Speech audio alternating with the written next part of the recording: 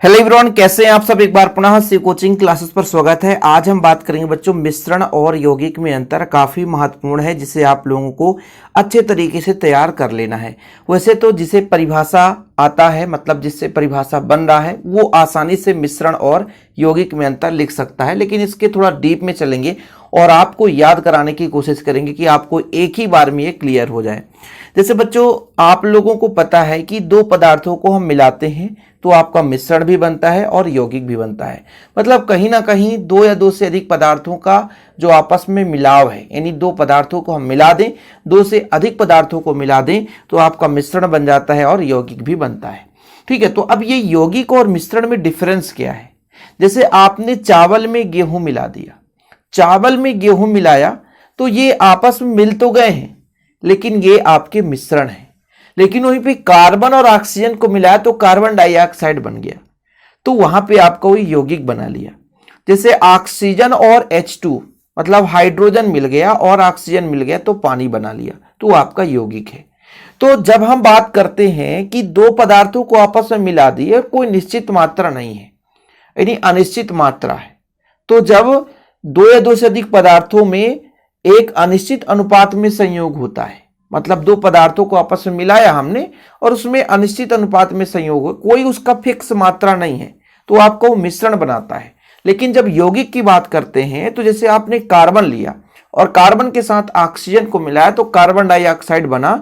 तो जब दो या दो से अधिक पदार्थ में एक निश्चित अनुपात में संयोग होता है, मतलब दो पदार्थ आपस में निश्चित अनुपात में संयोग किए, दो से अधिक भी हो सकते हैं, जैसे ग्लूकोज आपका हाइड्रोजन से मिलकर बना होता है, कार्बन और ऑक्सीजन से मिलकर बना होता है। तो जब निश्चित अनुपात में मिलता है और एक नया पदार्थ बनाता है तो आपका वो यौगिक बनता है। लेकिन वहीं पे पदार्थ जब अनिश्चित अनुपात में मिलकर के बनते हैं तो आपका मिश्रण बनता है। मिश्रण समांगी और विषमांगी दोनों होता है। ये समांगी और विषमांगी का क्या लोचा है सर, ये है क्या समांगी विषमांगी? ठीक है, जैसे हम दो पदार्थों को आपस में मिलाते हैं, जैसे यहां पर आप समझिए दूध और पानी मिला दो, दूध और पानी मिला दो, तो क्या आप फिर ये बता पाओगे कि पानी कहीं दिख रहा है? नहीं बता पाओगे, क्योंकि इस दूध में पानी पूर्ण रूप से मिल जाता है या दूध जो है पानी में पूर्ण रूप से मिल जाता है। अभी आप समझने की कोशिश करिए। तो जब यहां पर इतना अच्छे तरीके से मिल जाए कि इसे हम नग्न आंखों से देख भी ना पाए, उनके कणों को हम दूध और पानी को मिला दें तो फिर आप पानी के कणों को पहचान नहीं पाओगे। तो यानी अच्छे तरीके से जब मिल जाए पूर्ण रूप से तो वो समांगी आपका मिश्रण या विलयन कहलाता है। और यदि हम बात करें कि आप इस पानी में रेत के कण डाल दो, पानी में आप रेत के कण डाल दो तो आप रेत को आसानी से देख सकते हो, तो वो आपका विषमांगी कहला जाता है। मतलब दो पदार्थों को आपस में मिलाएं, दो पदार्थों को आपस में मिलाएं तो वो इतने अच्छे तरीके से मिल जाए कि उसको नग्न आंखों से देखे तो उसको पहचान कर पाना या उनके कणों को नग्न आंखों से देखना कठिन हो जाए, तो आपका वो समांगी विलयन बनाता है। यानी मिश्रण जो बनेगा वो समांगी ही कहलाएगा। लेकिन जब हम दो पदार्थों को मिलाएं तो अच्छे तरीके से ना मिले, जैसे पानी में रेत के कण आप डालोगे, शक्कर डालो तो अच्छे तरीके से मिलेगा, लेकिन रेत के कण डाल दो तो आपका विषमांगी मिश्रण बनता है। लेकिन वहीं पे यौगिक जो होता है वो केमिकल बॉन्डिंग होता है, रासायनिक आबंधन होता है, तो उनके बीच हमेशा वो समांगी ही बनाता है। तो ये समांगी विषमांगी का लोचा खत्म हो गया। जैसे हम मिश्रण की बात करते हैं बच्चों, तो मिश्रण जिन घटकों से मिलकर बनता है, जैसे मतलब दो घटक आपस में मिलकर के बन रहे हैं, ठीक है, तो जो नया पदार्थ बनता है तो लगता है कुछ ना कुछ समानता रखता है। दूध और पानी को हमने मिला दिया तो बनने वाला नया उत्पाद भी कुछ समानता रखेगा।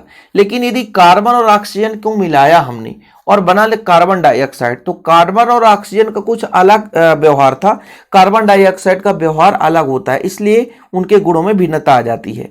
कहीं ना कहीं कहने का तात्पर्य हुआ मिश्रण का जो गुण है वो संगठक के, मतलब जिनसे मिलकर बना है, संगठक जिसे बोलते हैं, उनके गुणों से मैच करता है।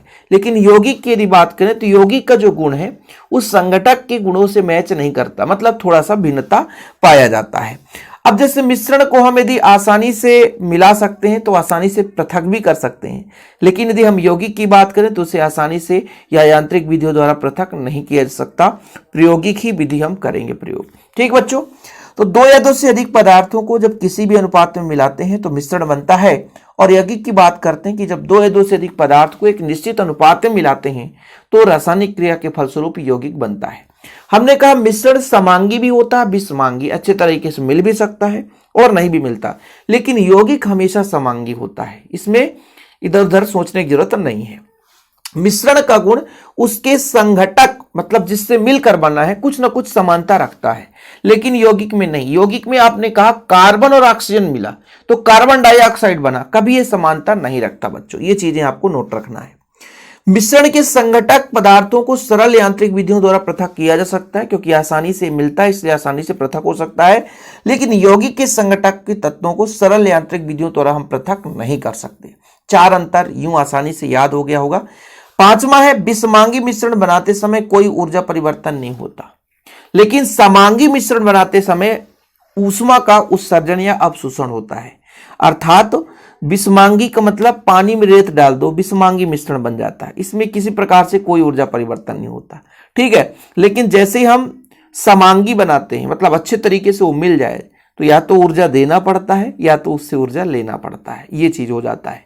यौगिक के बनने में उच्च ऊर्जा परिवर्तन होता है। जैसे आप लोग देखना कली का चूना कैल्शियम ऑक्साइड है, उसमें पानी डाल देना, फिर देखना कैल्शियम हाइड्रोक्साइड बनता है तो कितना ऊर्जा निकलता है। चूना बुझाते हैं ना घर दीवार के पोतने के लिए, यानी पुताई करना है आपको घरों में तो चूना बुझाते हैं, मतलब कली का चूना लेते हैं उसमें पानी डालते हैं तो कैल्शियम हाइड्रोक्साइड बनाता है COH का होल ट्वाइस। कली का चूना पानी बनाता है, फिर तो उसमें अत्यधिक मात्रा में ऊर्जा का उत्सर्जन होता है तो वो यौगिक बनता है। एक जब दो पदार्थों को मिला नया यौगिक बना दिया। तो ये हो गया बच्चों मिश्रण और यौगिक में अंतर। आप लोगों को यदि अभी भी समझ में नहीं आया तो बताइएगा, मैं तो उम्मीद यही रखता हूं कि अब आप लोगों से बन जाना चाहिए और यदि एग्जाम में आ गया तो आप लिख सकते हो। फिलहाल यदि चैनल में पहली बार आए हैं तो चैनल को सब्सक्राइब जरूर कर लेना। ऐसी वीडियो पाने के लिए प्लीज आप नए अपडेट पाने के लिए चैनल में जो भी चीज आएगी आपको मिलती रहेगी, और इसके पहले के लेक्चर हमारे प्लेलिस्ट में मिल जाएंगे हमारे चैनल पे। इसलिए कहता हूं प्लेलिस्ट में जाएं और बेहतरीन रूप से तैयारी करते रहें। जय हिंद, वंदे मातरम।